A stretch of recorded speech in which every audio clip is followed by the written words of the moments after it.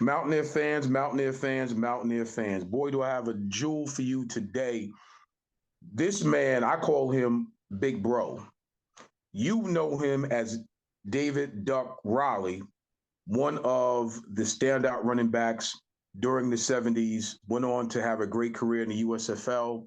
And I'm honored and humbled and blessed to have him on my show. Coach Riley, what's going on with you, Big Bro?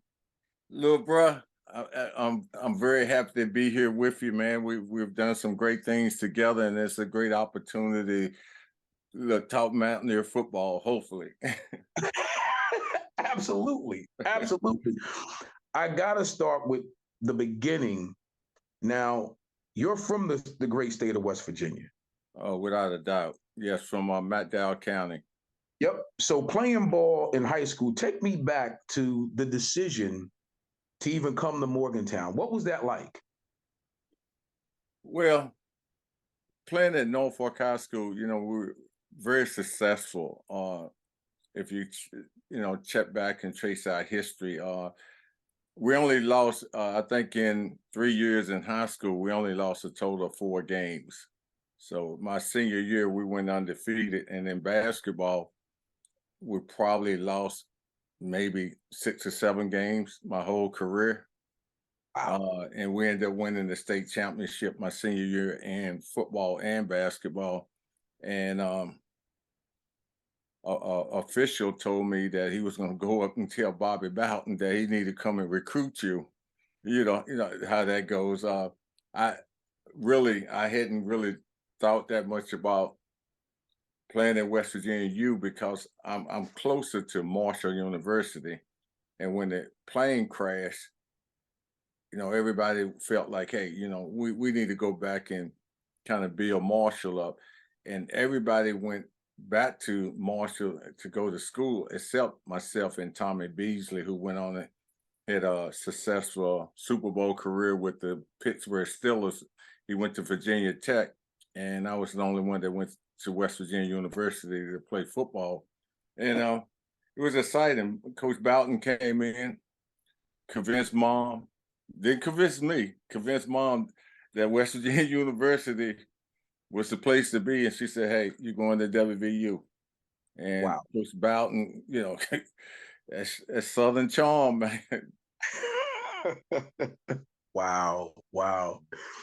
Did you get any flack from your friends? Not really, because they were happy because in my area, there weren't a lot of kids really going up to WVU. A lot of them were going to Marshall, but some kind of way they had a pipeline to Big Creek High School where they got Oscar Patrick, Bob Gresham, and Randy Flincham, Roy Fields, John Spraggins. I guess that list go, A.C. Mullins, the list go on and on. But they forgot that it was Welch, Gary, and Norfolk kind of went past us, man. And we had some very good football players coming out of that area. Wow. And the interesting thing, so you go to WVU, and back in those days, because I know every time I go to campus now, I get upset. Every time I go up there, they got more. I'm like, oh my God. But it's a beautiful thing to see how the university has grown. So from when you started there to what you see now, when you go on campus, how does that make you feel? It makes me feel like, did I go here because I'm lost? I'm still looking for the old stadium, all that kind of stuff. The mountain, the mountain lion was just for us to go and hang out. And we didn't have all that food and these different stores inside the mountain lair. That was different. It's amazing how it has grown, and things of that nature, because I was laughing the other day, and now they come up with the NIL deal and all this. Our Right. NIL deal was at laundry money of $20, and you hope that we could stretch it. Right. Isn't that something? I wanted to, I'm so glad that you segue into that, because I definitely wanted to ask you that. So I don't know if our current student athletes really could appreciate the earlier days and the foundation that was laid to get to where they are now. I'll never forget the great Daryl Talley telling us, I helped to lay this foundation. So don't you guys dare come in here and act a certain way when players before you, like myself, helped to lay the foundation. I don't know if some of these younger guys really understand, because now it's hard to even simulate that because of the NIL deals and all these other things going on, major college football and the conferences and all this TV money and all that stuff. I don't know if they can really appreciate it from where it started, from from your years even up to now. I don't know if they get that appreciation. Well, and you brought up interesting point too, uh, Eugene, when we talk all the time about that foundation, because it takes people like yourself that's doing things like this to help the younger guys appreciate what is going on at West Virginia University. Yeah, it's nothing like it. And Daryl, I was just with Daryl over the weekend, and Yeah, he always talks about that, but he forgets that he's younger than I. He didn't start the foundation. right. He was part of the foundation. So we got to go all the way back to Garrett Ford and them that laid the groundwork for us. And That's and the appreciation of somebody like him and Andy Bo, Serene, and all of them people that really took care of us and made sure that we did the right thing. The most important thing that they did for us was teach us how to become a man and become educated so we can provide for our own families. absolutely. And that's the most important thing. I look at this thing now, all the things that you do, man, it's incredible. I was telling my producer earlier, just the bits and pieces and how you've helped a lot of kids, including my son, through this whole process. And that's the gym. When you have relationships like this and you can go back and get the tutelage that you need moving forward, again, that's when you know, A, you picked the right place, because we all chime together. We all mountaineers. So once a mountaineer, always a mountaineer.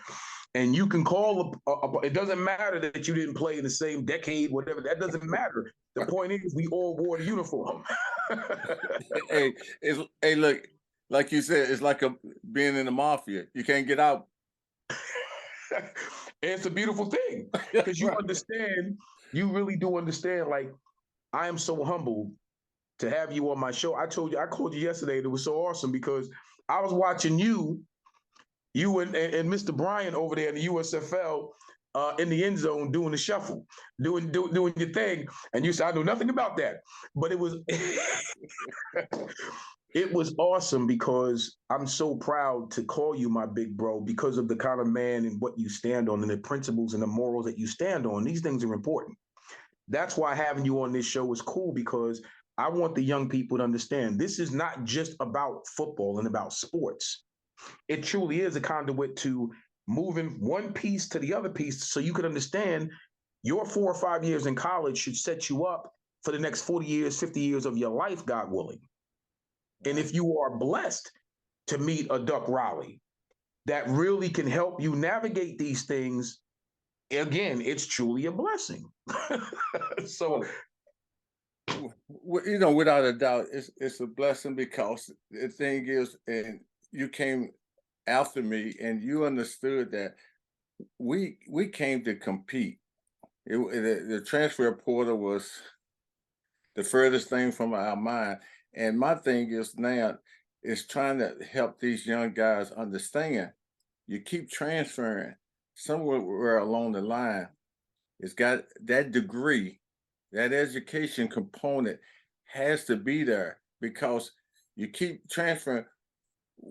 what are you taking with me? Because everybody don't take your credit. So we got to make sure they understand there's nothing wrong with competing, and you want to make sure that you get the educational part. And that's what I'm stressing to Sean Martin, my grandson, to make sure you know people are going to come after you, and because they think you can help their team, but get that piece of paper.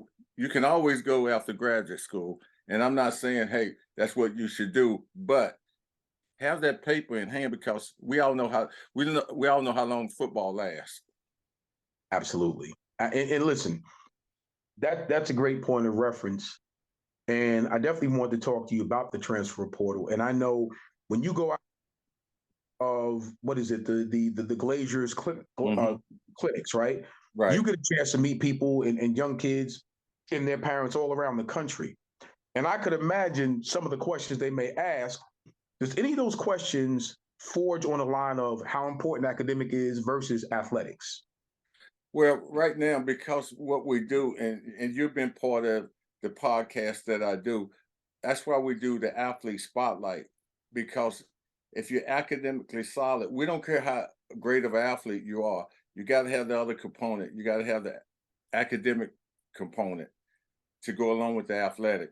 And so what we try to stress to them is that, hey, the number one goal should be for you to be able to be academically solid. To answer your point, they you'll have some parents, but majority of the parents are talking sports. It's not they know that the academic piece should be there, but it's more about, hey, I want to play Division 1. Everybody, everybody that goes off of football want to play Division 1, and you got to understand when when you get your education and you go to the bank, they're not asking you, did you play Division 3, NAIA, Division 2, or Division 1? Right, right, Checking our savings, bro. Checking. right.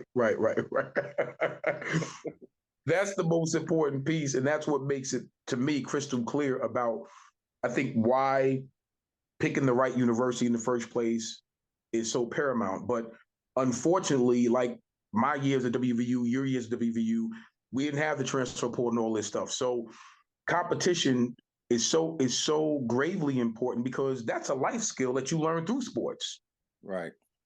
And I think we're missing that point. So I already know.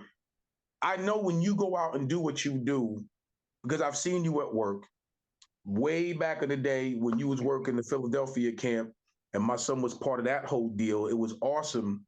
But I see how that comes that's a major component in how you work with these young people.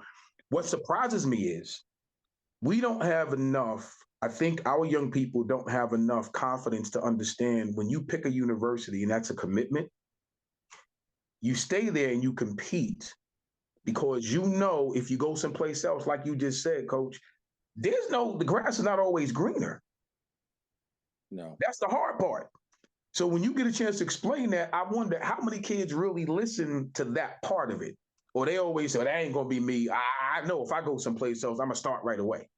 Right. I don't get that.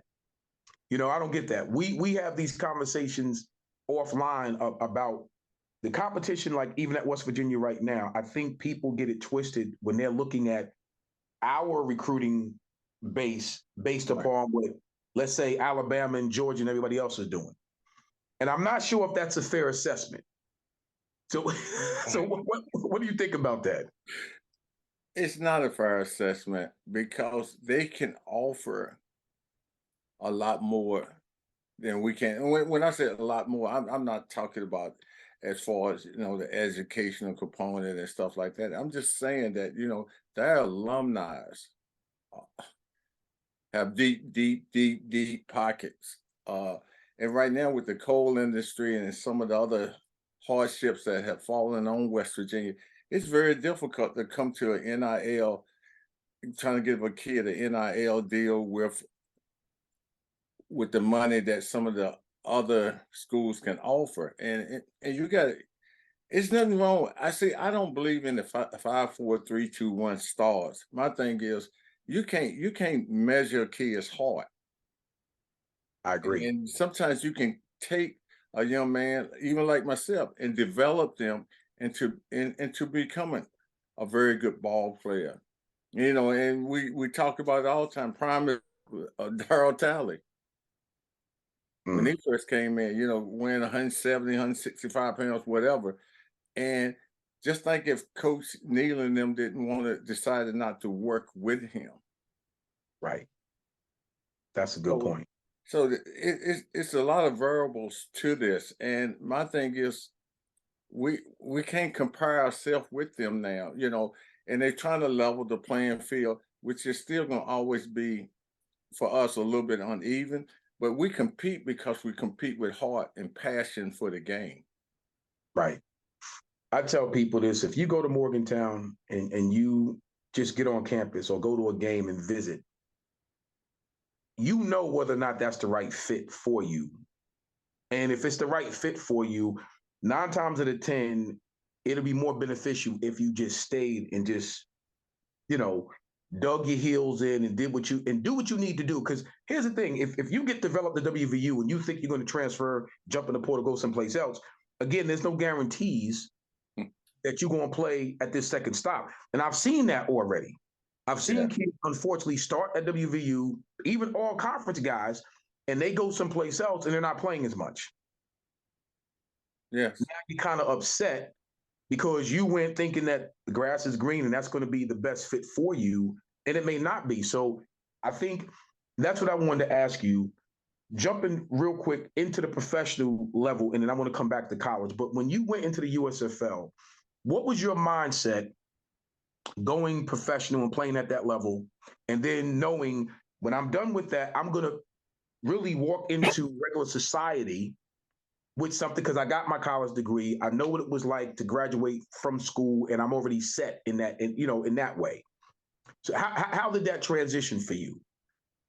The transition, first of all, the transition for a lot of guys are difficult because, like you said, the most important component, and we keep beating it, is that educational part, being able to have your degree, to be able, when you go in front of somebody, to be able to talk to them about what you have to offer. When I went into first of all, I was drafted out of West Virginia to New Orleans, went from New Orleans to Pittsburgh, then boom, USFL happens. And that gave me an opportunity. I wanted to feel like I could play at the next level. So it gave me an opportunity to compete. Um, and I went there as a tailback along with a guy from Cincinnati that you guys probably heard of, Alan Harvin. So when we got there, we competed against each other who was going to be number one. Then all of a sudden, they bring Kevin Bryan in, and knowing that sometimes you gotta know your ability. So I switched to fullback, Eugene, so I could play.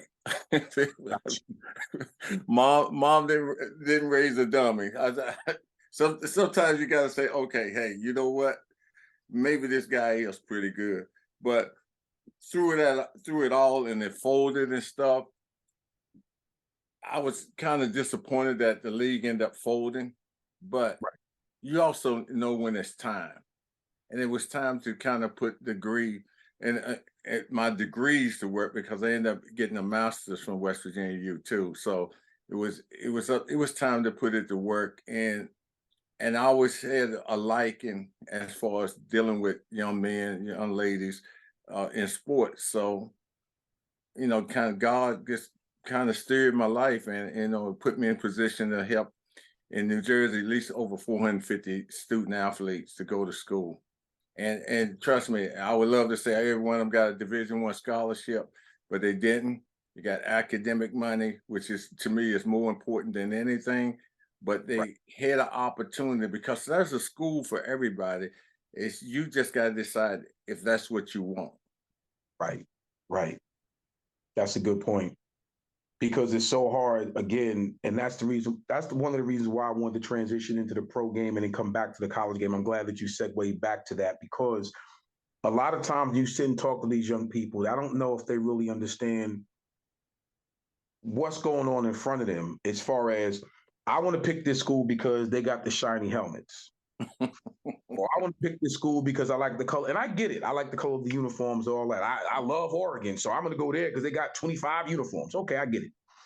The problem with that is, I remember Coach saying a long time ago, you are what recruits you. Right. So you may want to go D1, but if you're being recruited by Division II and Division III schools, and there's nothing wrong with that. Right. And that's probably where you should go. You can't jump from being recruited by Division III school thinking you can come play at WVU or University of Cincinnati or Rutgers or Pitt. I mean, so that's the hardest thing, and that's why I'm so glad you've been in the positions that you're currently in as well, because to speak that reality to a young person, it might be harsh to hear, but it's definitely necessary. Because I hear it all the time. I hear a running back that's about 160 pounds, and somebody will ask me to come to a game, and I go to a game, and I'll see the guy, and he lighten it up. But then I watch who he's playing against. And I realized there's not one between both rosters. There's not one D1 player on any roster. Wow. But they want this guy to go to Notre Dame. Yeah. So when we see that and you speak to it, sometimes it's hard to get these young people to understand. I get it. You want to go to Notre Dame, but I'm not sure if that's the caliber of athlete that you are. They watch Rudy. Yes. Yeah. Which was a good movie, by the way. Right. I'm not knocking Rudy. Right, but right. How hard is that when you have to have those real, because I know you have. I know you've had to have those real conversations. Yeah, especially when you coach, I always used to take time. What we did, even before it became popular with Huddle, we used to kind of, after every game, create like some type of highlight tape for freshman JV varsity.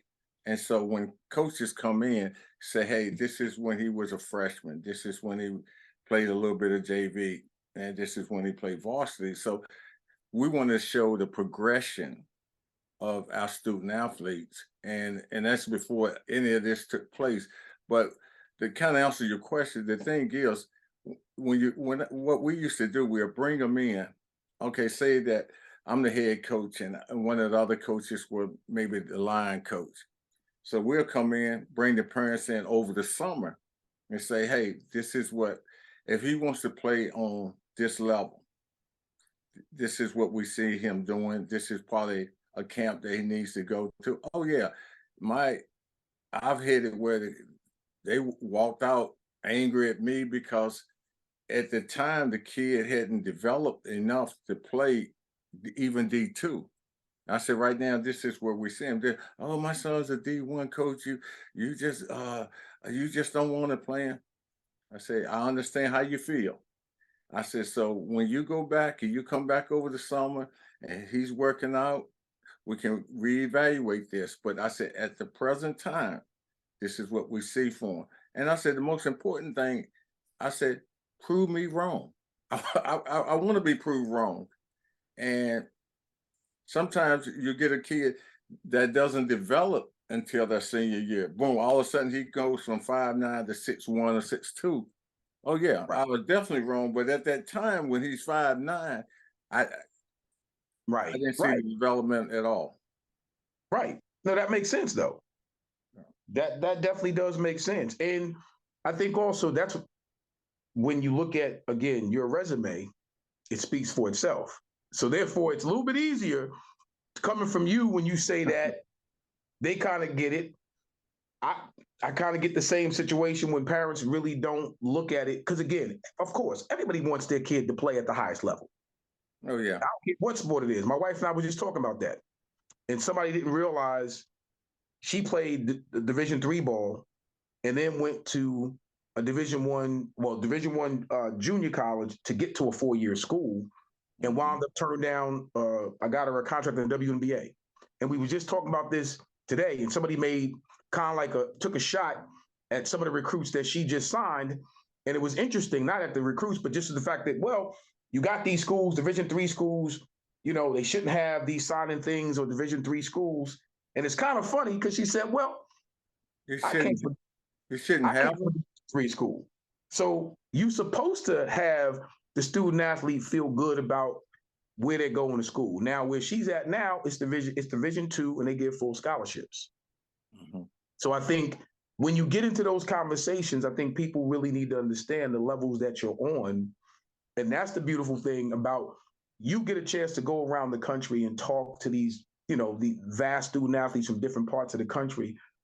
It has to be, or it has to feel really good when you're doing that, because I'm sure that has to shed some light on some of the things that a lot of our kids are not clear about. So what are some of the questions that you've been asked that you really have to clear up, like some of the misnomers about recruiting, and all these different things going on in college sports? Well, a lot of misconception is always about the Ivy League schools. You know, they don't recruit. Do you have to have certain things? So what we try to do is put them in touch with somebody in the compliance office a lot of times, because nobody explains it better than them. And also what I've done too, now that I do the podcast, we brought, which we brought a number of different colleges on there to talk about what we're talking about now.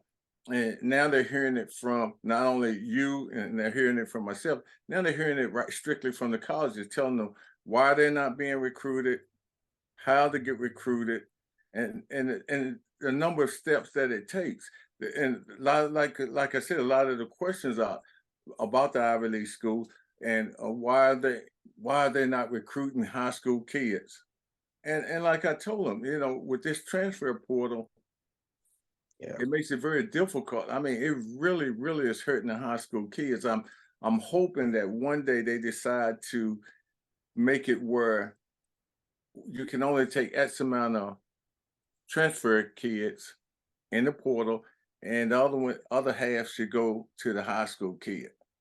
Because yeah, they're losing out, and they're sitting around waiting on these D1 offers. If you haven't got a D1 offer now, you're probably not. So if a D2, D3, it doesn't matter right now. You take your opportunity, take that money, because D2 money spends too. They just have to put a package together for you on the D3 level. But also NAIA, they have money. But and I always tell the kids, don't turn your nose up at anybody, because you just don't know. Just don't know. It's funny that you say that, Coach. I have about a minute or so left. So I was actually going to end with that question right there. What advice will you give a would-be student athlete and a parent that's trying to find a home? Yeah, basically what I said. My thing is, you keep reaching out. A lot of times, they go to a recruiting service, and my only problem I have with that, sometimes when you go to a recruiting service, they send the same thing that you emailing these coaches. If they don't have any contact or relationship with these coaches, that stuff goes the same place yours go. Sometimes in the circular file. Yeah. So we need to be careful doing that, and hopefully that you can have your high school coaches work with you on developing a relationship with these colleges, where you can say, "Hey, coach, all I need, just point me in the right direction." Right. That's all you need sometimes, and you just got to reach out as a kid and as a parent. Reach out, go to the camps, go visit the school. You don't have to go official all the time. Just go and see if that's a place you want to be. Spend 4 years. Right. Right. Absolutely. Absolutely. Big bro, I appreciate you so much. You have no idea how much, man. Thank you so much. I know your schedule was busy. So thank you so much for taking some time and jumping on my show with me, man. I appreciate you. Hey man, I love you, little bro. Hey, I appreciate doing anything for you and my man Skylar. Hey, let's keep it real. Let's go WVU. Let's go. Absolutely. Love you too. I'll talk to you soon. All right. Peace.